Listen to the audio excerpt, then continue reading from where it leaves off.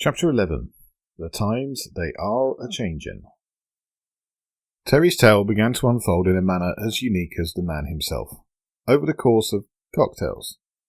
No, we hadn't miraculously gained access to an ethereal drinks cabinet, nor manifested the ability to indulge in alcoholic beverages.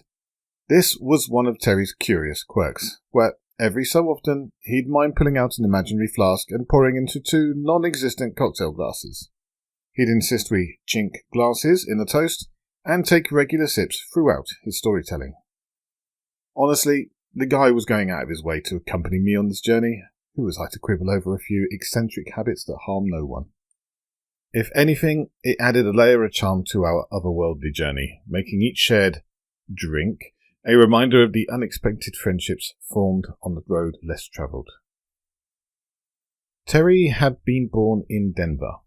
Not the Denver I knew, with its tech startups and craft breweries, but a Denver holding on to the last whispers of the Wild West while awkwardly embracing the future.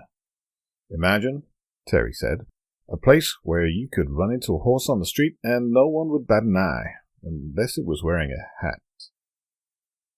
Born in the roaring 20s, Terry grew up in a city caught between eras. It was a childhood filled with the sort of adventures that nowadays would probably require a permit and a safety briefing. He described his younger self with a modesty that I suspect hid more mischief than he admitted. Let's just say I was familiar with every alleyway, shortcut, and backyard escape route in my neighborhood, he confessed, a grin breaking through his usually composed demeanor. His family was the sturdy, loving kind, the sort that sitcoms try to mimic but always fall short. His dad was a man of few words but profound wisdom, mostly imparted through meaningful looks and the occasional well-timed joke. His mum, on the other hand, was the heart and soul, her laughter filling their home and making even the hardest times seem light. Mum's pot roast was legendary, but it was her right hook that really kept us in line. Cross her and you'd find yourself counting stars before supper, Terry recalled, his respect for her evident in every word. School for Terry was as much about social education as it was about academics.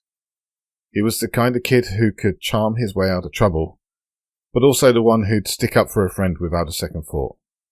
And his love for singing, well, that started in the church choir, believe it or not. Turns out I had a knack for hitting the high notes, he said, much to Mr. Jenkins' despair, who had always prided the choir on its uniformity, not its range. As the world teetered on the brink of war, Terry's narrative took a sombre turn. Yet, even here, his light-hearted resilience shone through. Just a quick dance across the Pacific, he said, his hand waving off more than he let on. But let's just say the music there had a different tune. For Terry, it was a chapter closed, a part of his past that shaped him, but didn't define him. After his quick dance, Terry returned to a Denver that, while familiar, felt irrevocably changed. The city was swelling with young men just like him, each trying to find their footing in a world that had moved on without them. Jobs were scarce, and the competition was fierce, a reality that hit Terry harder than he'd anticipated. You'd think surviving a war would make finding a job back home a cinch, he mused, the corner of his mouth lifting in a little wry smile. Turns out, the real battle was just beginning. Terry's foray into the workforce was a series of misadventures and odd jobs that ranged from the mundane to the outright bizarre. It was during this tumultuous time that he stumbled into sales, almost by accident. From vacuum cleaners to the world in volumes, if it could be hawked, I was your man. Had a way of spinning yarns that even I started believing. It was on one of these sales calls that he met the woman who would change the trajectory of his life. Not through love, but through a shared amusement and a captivation that caught him entirely off guard. She was unlike anyone he'd met. Her sharp wit a match for his own, and her laughter a melody that seemed to fill the gaps he hadn't known were there. My pictures bounced right off her. In a twist of fate, she was the one closing the deal, convincing me a second outing was in the cards, Terry shared, his voice rich with fondness. Their relationship was a slow burn, built on a foundation of mutual respect and endless banter. She challenged him, pushed him to be better, and, in doing so, became an integral part of his life. Our connection wasn't something born out of a rush of feelings or what you'd call love at first sight, Terry clarified, his tone imbued with a mix of reverence and earnestness. It was a bond that transcended all that, something far more enduring. She became an indispensable part of my life, my closest ally, my confidant, and ultimately my partner in navigating the complexities of the world. He continued, Together, we faced life's challenges, each one strengthening the trust and respect we had for each other. It wasn't about filling a void or adhering to some societal script. It was about the profound connection we shared, the kind of thing that comes from truly understanding and valuing someone beyond mere labels and expectations. Together, they navigated the complexities of post-war life, their bond strengthening with each shared experience. Terry's career in sales began to take off, his natural charisma and newfound purpose propelling him forward. She was my lucky charm, he'd say, although it was clear that their relationship was built on far more than luck. As Terry wrapped up this chapter of his story, it was evident that this period of struggle and serendipity was a defining era in his life. It shaped him into the man he'd become, instilling in him values of perseverance, loyalty, and the importance of finding humour in the face of adversity. Life after the war wasn't easy, he concluded, but it brought me to where I needed to be. The tapestry of Terry's life grew richer as he navigated the demands of his burgeoning career, his growing family, and his passions. By day he was a dynamo in sales, his name becoming synonymous with success in Denver's competitive market. The real art of sales, Terry leaned in, his voice taking on a conspiratorial edge, isn't about peddling goods. It's about peering into the heart of those you're dealing with, understanding their desires and fears. He smiled, a gleam in his eye reflecting years of navigating the intricacies of human nature. It's about connecting, really connecting, on a level beyond the transaction. His ability to connect with his clients on a personal level not only skyrocketed his commissions, but also earned him a reputation as a salesman who could sell sand in the Sahara. Despite the financial rewards and the offers for advancement, Terry remained steadfast in his role. I loved my job, was earning good money, and wasn't going to knock that back to push paper around, he declared with a conviction that left no room for doubt. His decision to stay on the ground, closer to the action and the people, was a testament to his values and his love for the work itself. Outside of work, Terry's life was a whirlwind of activity and commitments. Evenings found him at the local bar with his buddies, sharing stories and laughter over beers. It was a ritual that grounded him, a reminder of the simple pleasures that life had to offer. Yet, it was his involvement in the church choir that brought a different kind of fulfillment. Singing was more than just a hobby, it was a release, a way to connect with something greater than himself. His voice, strong and clear, became a staple of Sunday mornings, resonating through the congregation and earning him a spot in the hearts of all who heard him. At home, Terry was a devoted husband and father, his life a delicate balancing act between his professional ambitions and his family responsibilities. The familial love and support of his wife and children were the cornerstones of his happiness, a foundation that allowed him to pursue his passions with the knowledge that he had their unwavering backing. Even with his successes and moments of joy, a sense of restlessness quietly persisted.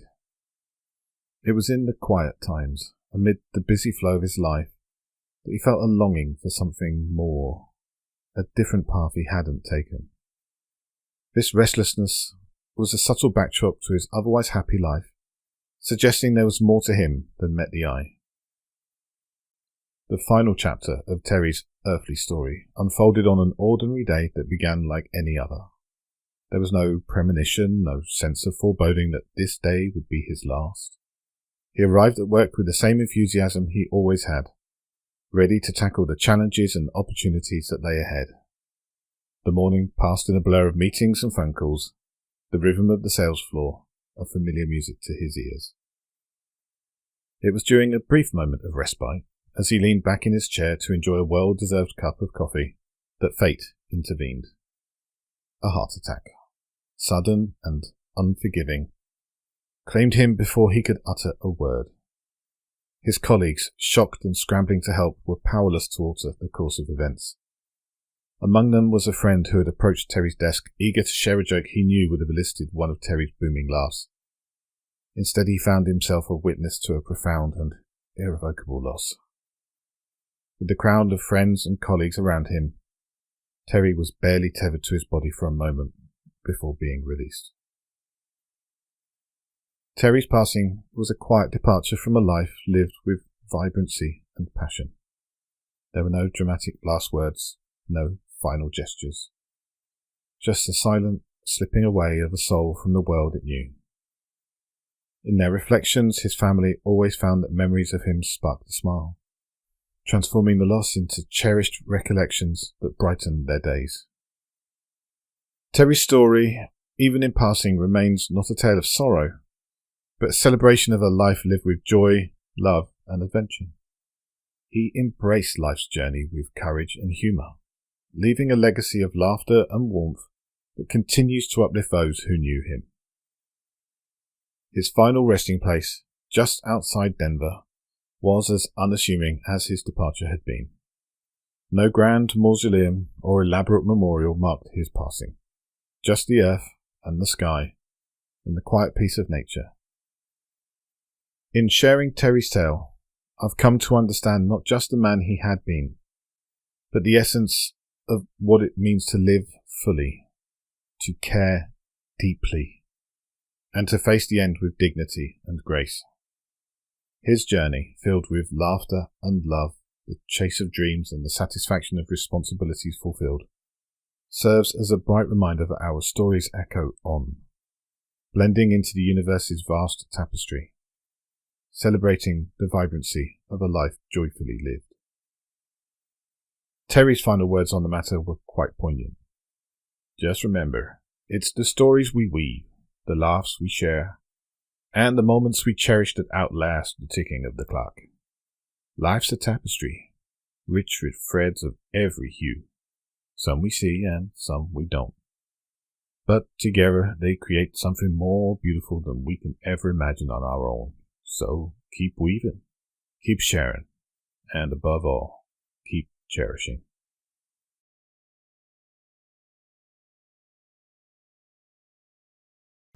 Hi everybody, this is Stuart Woodrow. Yep, that's me on the screen, the writer and reader of Beyond the Final Echo. I just wanted to take this moment to thank everybody for getting this far into the book. It's been a bit of a ride, this journey. This is a story that's been in my head for about a decade. I thought it was about time to finally get it out onto the page. And yeah, I'm really enjoying it. I hope you are too. Please let me know if you have any thoughts, anything you think that could be interesting. Where do you think the story should go? What do you think I should do with the characters? There's still space and time for things to change. Alright, have a good one. Bye.